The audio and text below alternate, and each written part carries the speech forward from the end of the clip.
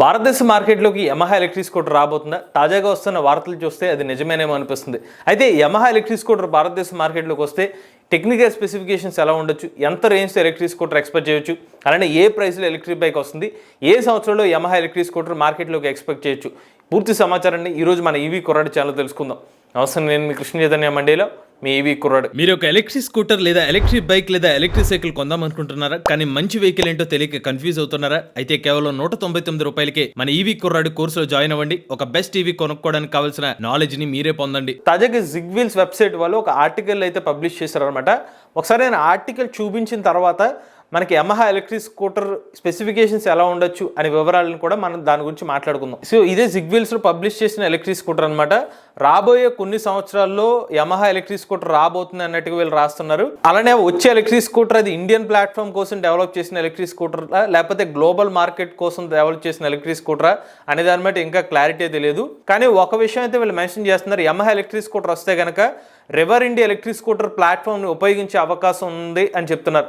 So మీకు మనలో కొంతమంది తెలిసే ఉంటుంది, రెవర్ ఇండియాకి యమహాకి సంబంధం ఏంటంటే యమహా కంపెనీ వాళ్ళు రెవర్ ఇండియా కంపెనీలో ఇన్వెస్ట్మెంట్ చేశారనమాట. అందుకనే యమహా కంపెనీ వాళ్ళు ఒకవేళ వస్తే ఇనీషియల్గా రెవర్ ఇండియా ప్లాట్ఫామ్ని యూజ్ చేసుకుని ఎలక్ట్రిక్ స్కూటర్ తీసుకొచ్చే అవకాశం ఉండొచ్చు అనేది వీళ్ళు ఒక ఆర్టికల్ అయితే డెవలప్ చేశారు. అలానే 2023 సంవత్సరంలో యమహా కంపెనీ వాళ్ళు భారతదేశంలో తీసుకొద్దాం అనుకున్న ఎలక్ట్రిక్ స్కూటర్ ప్లాన్ని వాళ్ళు ఆపేశారు. ప్రీవియస్గా యమహా న్యూ ఎలక్ట్రిక్ స్కూటర్ తీసుకొద్దాం అనుకున్నారు, బట్ ఈసారి తీసుకొచ్చే ఎలక్ట్రిక్ స్కూటర్ కాస్త స్పోర్టీ డిజైన్తో ఎలక్ట్రిక్ స్కూటర్ తీసుకొస్తారని చెప్తున్నారు. అది కూడా ఇంచుమించుగా ఏథర్ 450X వంటి ఎలక్ట్రిక్ స్కూటర్కి కాంపిటేటర్ అయ్యే ఎలక్ట్రిక్ స్కూటర్నే తీసుకొస్తామని అయితే వీళ్ళు ఈ ఆర్టికల్లో అయితే సమాచారం ఇస్తున్నారు. ఇంకా మిగిలిన మేజర్ ఇన్ఫర్మేషన్ అయితే ఇంకేం చెప్పట్లేదు, ఎంత ప్రైస్ ఈ వివరాలు అయితే చెప్పలేదు. బట్ దీన్ని మనం ఇప్పుడైతే బ్రేక్ డౌన్ చేద్దాం. సో ఈ ఆర్టికల్లో మెన్షన్ చేసినట్టుగా యమహా నియో అంటే ఏంటో ఒకసారి ఫస్ట్ చెక్ చేద్దాం అండి. సో ఇదే యమహా నియో ఎలక్ట్రిక్ స్కూటర్ అనమాట. ఆల్రెడీ యూరోప్ మార్కెట్లో యమహా నియో ఎలక్ట్రిక్ స్కూటర్ అయితే అందుబాటులో ఉంది. సో ఈ ఎలక్ట్రిక్ స్కూటర్లో మనకి రిమూవబుల్ బ్యాటరీ ప్యాక్ తో అయితే స్కూటర్ అయితే ఆఫర్ చేస్తున్నారు. 68 కిలోమీటర్ల వరకు ఎక్స్టెండెడ్ రేంజ్ అనేది ఎలక్ట్రిక్ స్కూటర్లో లభిస్తుంది అనమాట.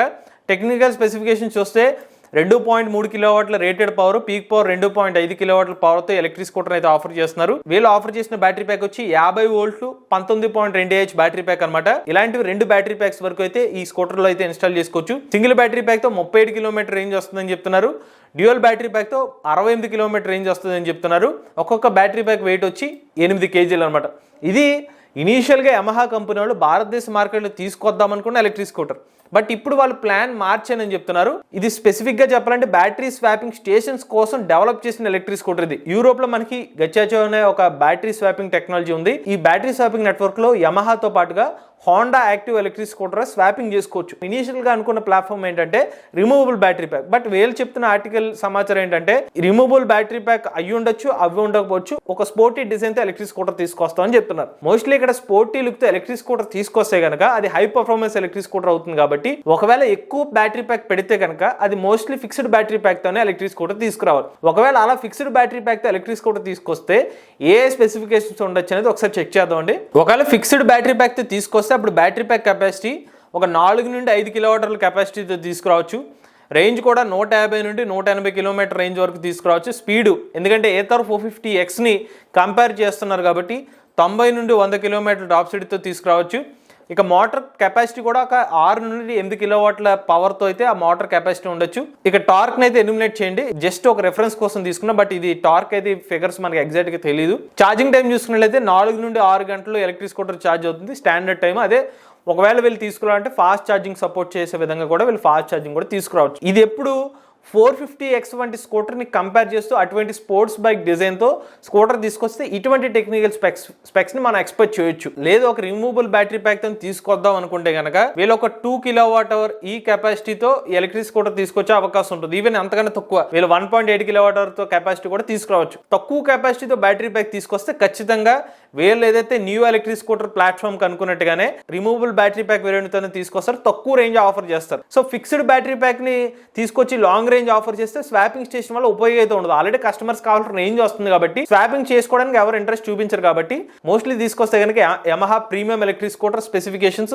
ఈ రేంజ్ లో మనం ఎక్స్పెక్ట్ చేయొచ్చు. ఈవెన్ 150, 180 కాదు, వీళ్ళు ఇప్పుడు ఓలా వంటి కంపెనీస్ 320 కిలోమీటర్ రేంజ్ కూడా క్లెయిమ్ చేస్తున్నారు కాబట్టి వీళ్ళు కూడా 200 కిలోమీటర్ వరకు సర్టిఫైడ్ రేంజ్ కూడా క్లెయిమ్ చేయొచ్చు. వీళ్ళు చెప్తున్న 4 kWh కెపాసిటీ 5 kWh కెపాసిటీతో వాడితే certified range IDC range claim చేసుకుంటూ ఉంటాయి కానీ కంపెనీస్ కూడా ఈ ఐడీసీ ఫిగర్స్ ని ఫోకస్ చేసుకుని వెళ్తే 200 కిలోమీటర్స్ దీనికన్నా ఎక్కువ రేంజ్ కూడా క్లెయిమ్ చేయొచ్చు. కాకపోతే ఇక్కడ బ్రాండెడ్ కంపెనీస్ మనకి హోండా కానివ్వండి, లేకపోతే యమహా కానివ్వండి, హీరో మోటార్ కార్ప్ వంటి కంపెనీస్ మోస్ట్లీ ఇంత ఎక్కువ రేంజ్ క్లెయిమ్ చేసే అవకాశాలు చాలా తక్కువ. ఇప్పుడు యమహా కంపెనీ అయినా తీసుకోండి, హోండా కంపెనీ తీసుకోండి, హీరో మోటార్ కార్ప్ తీసుకోండి, ఆల్రెడీ ఎగ్జిస్టింగ్ వాళ్ళ పెట్రోల్ మార్కెట్ సెగ్మెంట్ ఉంది కాబట్టి వాటిని బ్యాలెన్స్ చేసుకుంటూ వీళ్ళు ముందుకు వెళ్ళాలి కాబట్టి వాళ్ళకు కొన్ని ఛాలెంజెస్ అయితే ఉన్నాయి. అలానే ఇంకొక విషయం గుర్తుపెట్టుకోండి, మోస్ట్లీ ఇటువంటి బ్రాండెడ్ కంపెనీస్ మార్కెట్లోకి వచ్చినప్పుడు మరీ ఎక్కువ రేంజ్ తో వచ్చే అవకాశాలు చాలా తక్కువగానే ఉన్నాయి. దానికి ఉదాహరణ hero motor Corp company, Honda companies.